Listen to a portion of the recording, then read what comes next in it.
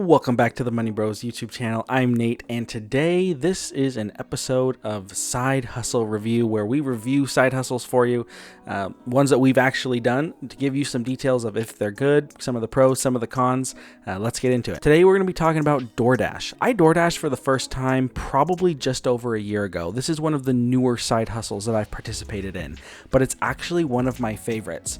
There are some things that I really like about Doordashing. There are also some things that aren't my favorite, but we're going to start with some of the pros here. I think it's a great place to start. So number one, Doordashing is easy to get signed up for. I actually saw a YouTube video about somebody Doordashing and I was just curious. And so I downloaded the Dasher app and I started the sign up process. And probably within 30 or 45 minutes, I was ready to go. I could be on the road delivering people's food. My wife and I ended up being really kind of interested to see what the delivery process would look like. So we turned the app on and we just started going. We delivered our first order probably within like 2 hours of signing up for the app. It was really easy. And then like the next Monday we got paid. It was really easy to get set up. I was honestly really surprised. The second thing that I really like about Doordashing is that you get to do it as little or as much as you want. There is so much flexibility with Doordash because people eat all the time. You're mostly delivering food, fast food, sometimes groceries, sometimes other things. So you can really work whenever you want to. You can either just jump in,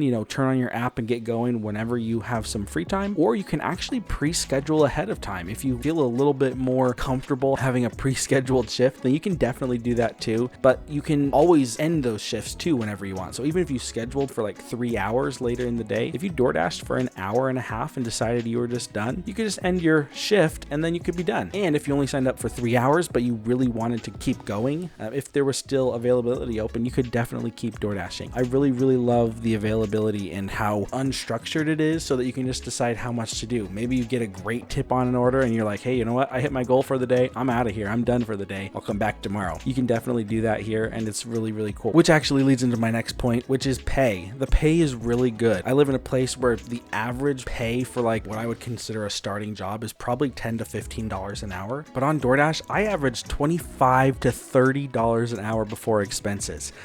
This is a really great way to make some extra money. I could Doordash for 2 hours and make an extra $50. I think that's a really cool side hustle. I can literally Doordash for 2 hours and then have $50. It's just really cool. Whether that $50 is going to be my power bill, whether it's going to be dinner tomorrow night, it doesn't matter. It's just very easy to kind of know what you're going to make. Now after expenses, it was closer to $17 to $22 an hour, and I'll break down some of those expenses a little bit later in the video. The next thing I really like about Doordash is it's just really fun. I think that it's fun to be out. It's kind of an exciting job. You're on a little bit of a time crunch. You're trying to get these orders to the people as quickly as possible. You're trying to be efficient. You're trying to take the fastest route. And while it is kind of fun and a little bit exciting, it can be a little bit crazy. Like, if there's traffic on the road and you're trying to get somewhere quickly, it can be a little frustrating, but overall it's kind of a very exciting sort of job. It's not just like sitting behind a desk doing boring work, filing paperwork, which there's nothing wrong with filing paperwork, don't come for me, but it's just something that I personally think is sort of fun. The last little note that I'll add on to that is something that made it, I think, fun for me, and something that made it really enjoyable is that my wife and I would do it together. We would kind of decide who's the driver, who would kind of handle the orders, and it was just fun. Sometimes on date night we would go out and we would do Doordash for an hour and then we'd go out to eat or something like that, and it was just like offsetting the cost of our date night experiences. I love a good side hustle that's also kind of a hobby. I think that's really cool. Now let's talk about the reasons why I don't like Doordash, and there are actually quite a few. It's not a perfect side hustle, but you can decide for yourself. So the first one is you're obviously going to need a car. Well, I guess you don't need a car if you live in a city and you could ride a bike or you could walk or scooter or something like that. I guess in that case you wouldn't need a car. Where I live, you need a car to Doordash, and I think that it's important that you have a decent car and that it's one that is clean. And while we're talking about the car, we might as well talk about the costs. There are costs to operating as a Doordash driver, and most of them actually do involve your car. So as someone who's driving Doordash, of course you're going to be using gas, and so I typically found that the cost of gas would eat up between 15 and 25% of whatever I made. So, you know, if I made 20 bucks an hour, it would take about $5 of gas to make that much.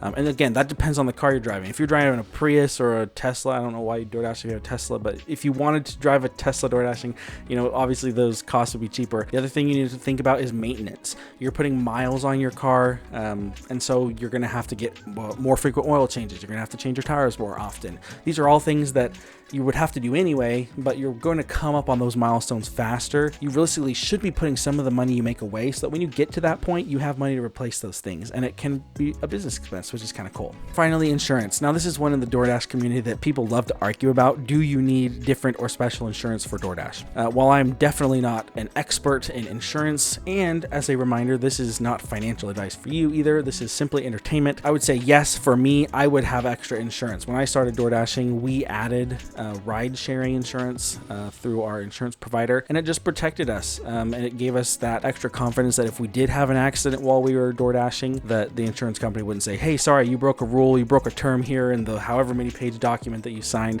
We just didn't want to deal with that, and I think it raised our monthly expense there probably $15 to $20 a month. So if you DoorDash 1 hour extra a month, you can cover that cost. While none of these are huge costs, you definitely just have to think about them. You know, if you're making $25 to $30 an hour, maybe you need to allot $10 out of that to some of these expenses.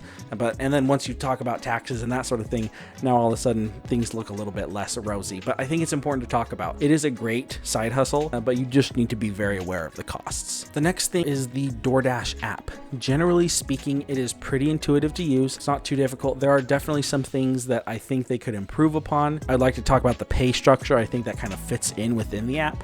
The pay structure is essentially this. You get a base fee for every delivery that you do. So let's say I'm doing a delivery and I get a base fee of $2. It varies, depend on the busy times of day. Sometimes on the busy times of day, if they're short drivers, you know, that base pay goes up. Otherwise, it's just regular base pay. And then on top of that, you get tips. So essentially, I would make $2 to $2.50 a delivery, and then I would be relying on the customers to tip me. And so it was really in my best interest to do the very best job that I could. People just don't always tip the same. And I know that sounds silly for people who work in the service industry, they know. But even when I did my very, very best, there were things that were out of my control. You know, even if I drove as quickly as I could, as was safe, and I got their food there, maybe the restaurant had made it too early and their food was cold. And so they thought that I didn't get there as quickly as I could.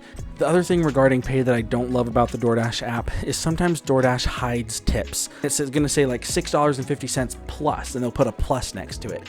And so they hide the big tips. And the reason they do that is they don't want people only taking the really high tip orders, but sometimes you end up getting cheated. So maybe for this trip it was a good deal because I only drove 6 miles total, but sometimes I'm going to get an order where it's 10 miles away, so I'm going to have to drive 20 miles total. And in that case, a $20 tip really isn't that great. For every trip that I take, I always strive to make $2 per mile that I drive. That seems to be about a sweet spot. Anything over $2 a mile really makes sense. Anything under that doesn't make sense at all. And so when DoorDash hides the tip from me, I have to take a gamble. Overall, it generally has still come out pretty decent, again, between that $25 and $30 an hour. So I can't really complain there, but I do wish that there was a way that DoorDash could be a little bit more straight up with the drivers. If I had to give someone a side hustle recommendation, I'd probably give this one like an 8 out of 10. I think it's a great place to get started. Again, you can do it anytime during the day. I've been out dashing at 12 o'clock in the middle of the night. I see my neighbors sometimes getting DoorDash at like 4 a.m. in the morning. And so you can really work pretty much whenever you want. And sometimes those late night or early morning hours will actually pay extra. I will say that, again, mostly the busy times are during meals. So if you are hoping to be home in the evenings, you're not going to get the best time. But as long as you find some time to dash during some like general meal hours from like 4 p.m. to like 10 p.m., you're probably going to do really well. Overall, DoorDash is a great one. I think it's really fun. I think you make great money. When I first started DoorDashing, we made a couple extra $1,000 in a very short period of time. And it was just because we thought DoorDash was fun. It wasn't like we were like pushing mega hard to try and earn this money. It was just like, oh, hey, I'm bored. I want to go out and do DoorDash. Really, I was like procrastinating school and other things I needed to do around the house. But it was just fun to go do something that I loved and make good money from it. Anyway, if you thought this was a helpful video, give this video a like and subscribe. I would really appreciate it. We're working hard on these videos and we hope that they bring value to you. Leave a comment if you have an idea for us for a video, or if you have any feedback or any questions. We'd love to answer your comments. Thanks again for watching. We'll see you in the next one.